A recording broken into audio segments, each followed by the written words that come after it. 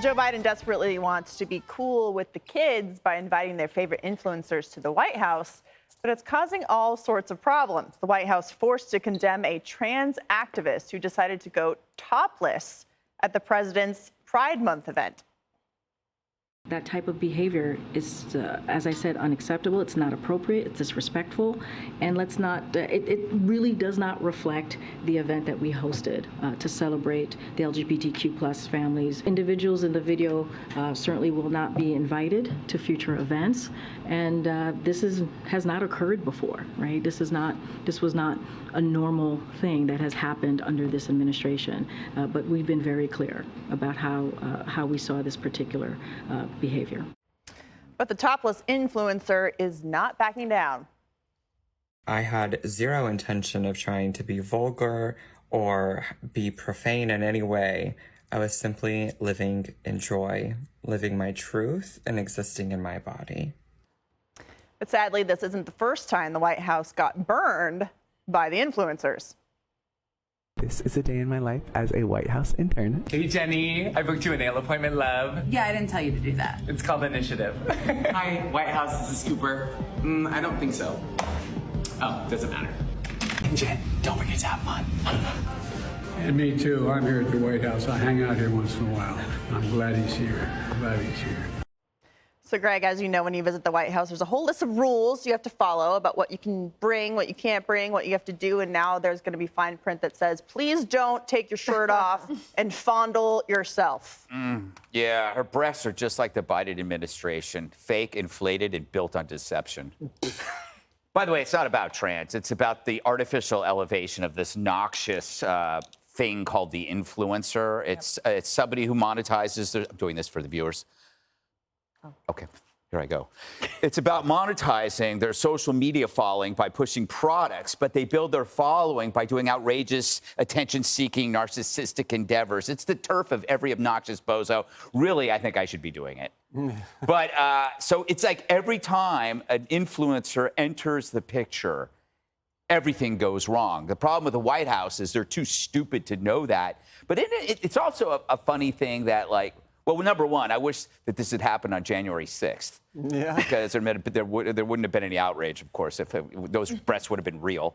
But these stories of trans are out of proportion to the real impact that issue has on American lives. Have you noticed that? It's like we're talking about the tiniest numbers so small that we don't even know what they are, right?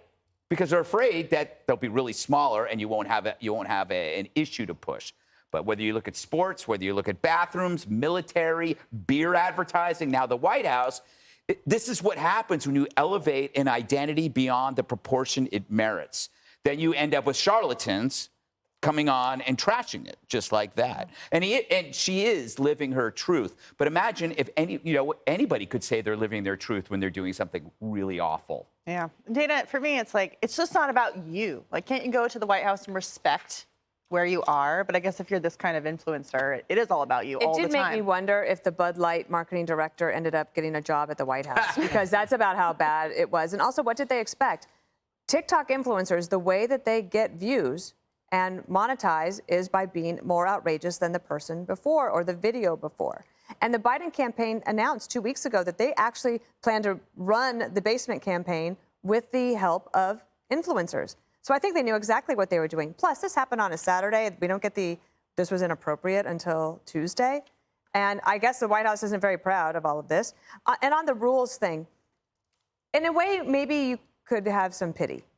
Like, did no one ever teach this person that common decency governs a society?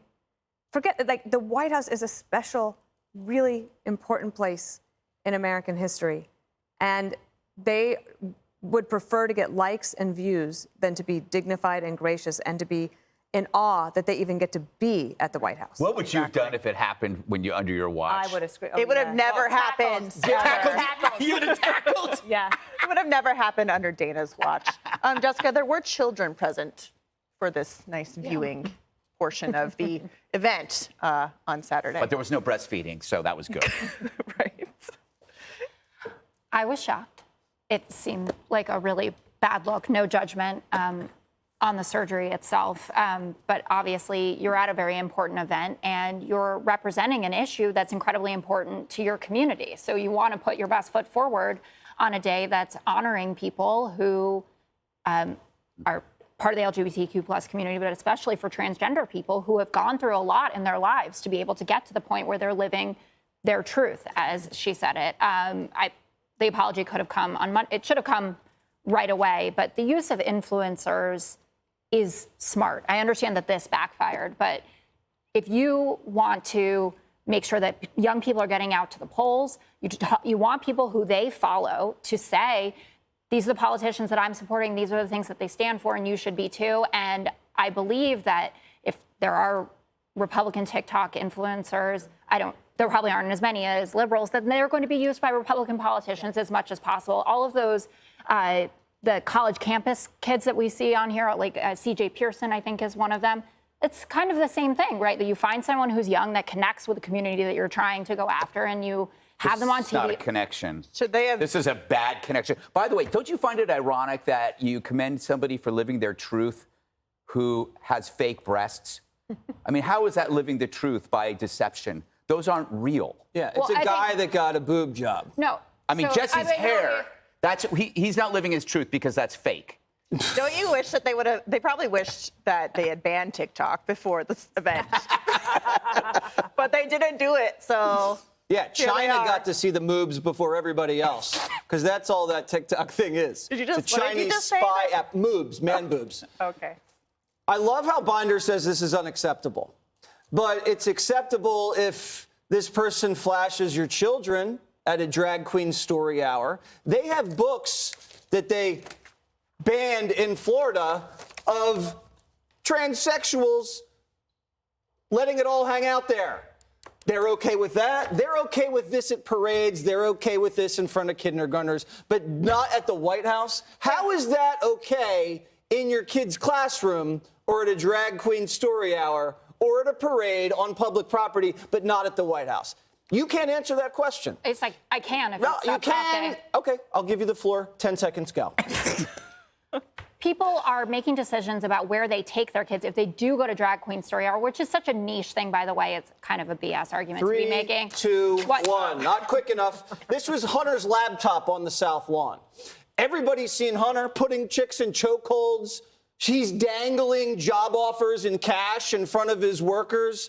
This is disgusting. How did you get to Hunter? How is that conceivable? Hunter called her right after this. Because this is not unacceptable. This is totally acceptable for the Biden A lot of people administration. saw the video and thought it was from Hunter Biden's laptop. And also, how there you go. transphobic is Joe Biden? He doesn't sniff her hair? No, I think he got a sniff. I think he did. He I got think a he sniff. did. Okay. Yeah. Okay. Hey, Sean Hannity here. Hey, click here to subscribe to Fox News YouTube page and catch our hottest interviews and most compelling analysis. You will not get it anywhere else.